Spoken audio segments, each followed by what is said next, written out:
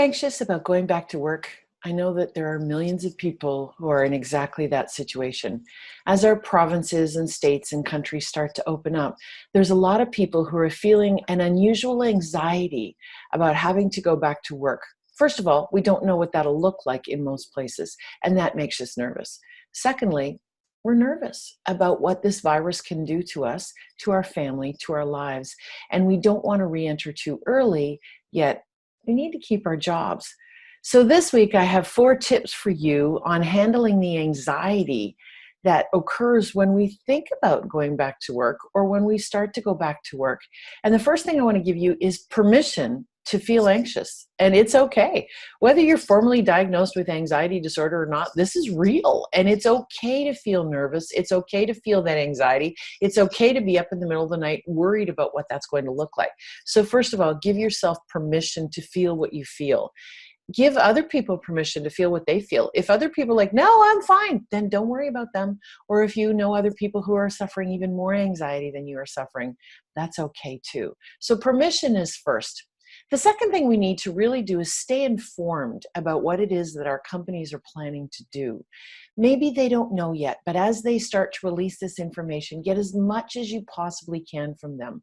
The odds of them opening up the office for 5 days for everybody to come back at the same time are pretty slim. So we have to figure out what this integration is going to look like. Are they going to do every second person in a cubicle? Are they going to do every third, every fourth? Are you going to be there 1 day, 2 days, 3 days a week? What does it look like for you? If you are there, are you required to wear a mask while you're walking around the building? Are you required to wear a mask when you're sitting at your desk? Are they providing masks? Or are they expecting you to provide your own masks?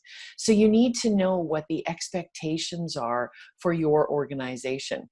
Now, lots of them don't know yet. We're figuring it all out slowly. I know some of you have continued to work because you've been essential and you're worried about more people coming back into the workplace. What does that look like for you?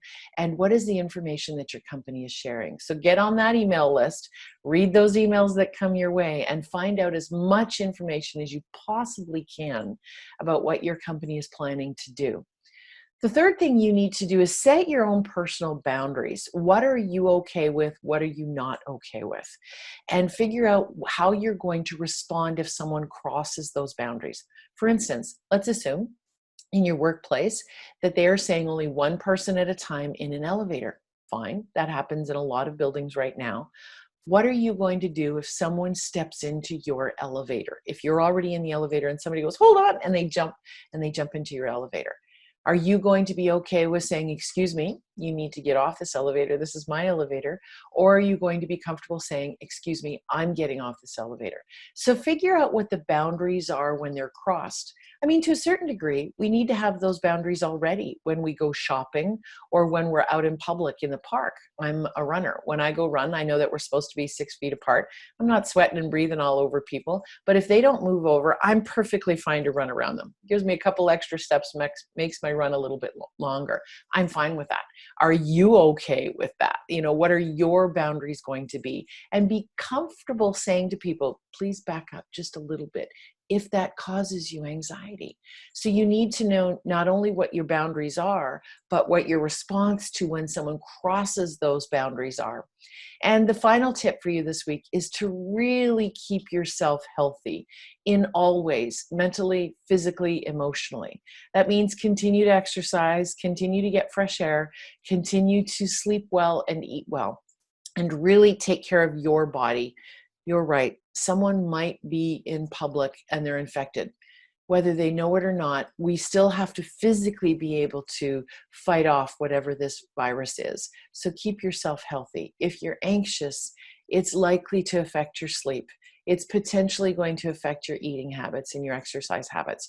So do everything you can in advance of your anxiety taking over to keep yourself healthy and to keep your anxiety at bay. We suffer anxiety because we feel a loss of control. We don't know what's going on.